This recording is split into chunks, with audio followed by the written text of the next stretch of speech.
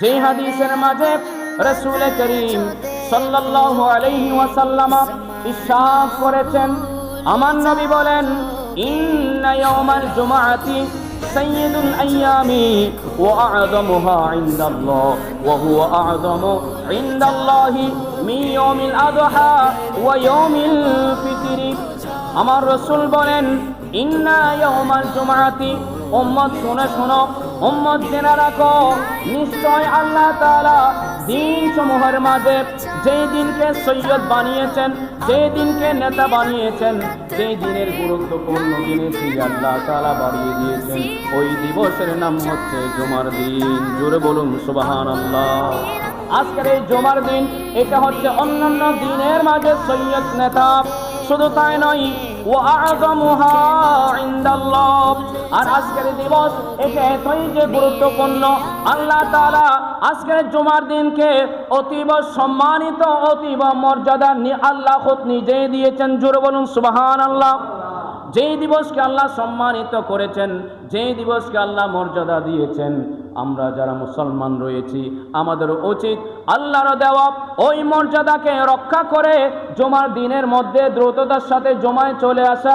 এই দিবস কেন এতই মর্যাদা লাভ করেছে, কেন এতই সম্মানের অধিকারী হয়েছে? রাসূল করিম সাল্লাল্লাহু আলাইহি ওয়াসাল্লাম বলেন, আজকে জুমার দিনের মধ্যে 5টি বৈশিষ্ট্য রয়েছে।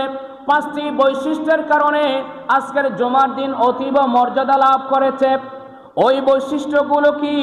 আমার রাসূল বলেন, খলাকাল্লাহু ফীহি আদামা, আল্লাহ তাআলা আজকের এই দিবসের মধ্যে, এই জুমার দিনের মধ্যে আমাদের আদি পিতা আদম আলাইহিস সালাতু ওয়াস সালামকে সৃষ্টি করেছেন।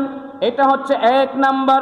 দ্বিতীয় নম্বরে, ওয়াহাবাতাল্লাহু ফীহি আদামা ইলাল আরদি, হযরত আদম আলাইহিস সালাতু ওয়াস সালামকে সৃষ্টি করার পর থেকে তিনি জান্নাতের মধ্যেই ছিলেন। ওই জান্নাত থেকে যেই দিন পৃথিবীর জমিনের মধ্যে ওনাকে নামিয়ে দেওয়া হয়, ওই দিবসটিও ছিল জুমার দিন। এটা হচ্ছে 2 নাম্বার কারণ।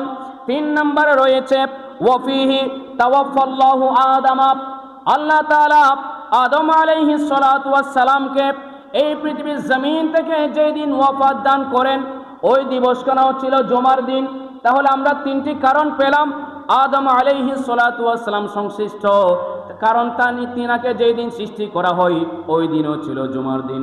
জান্নাত থেকে যেই দিন দুনিয়ার মধ্যে আসেন ওই দিনও ছিল জুমার দিন। তিনি যেই দিন দুনিয়া থেকে ওয়াফাত বরণ করেন ওই দিবসও ছিল জুমার দিন।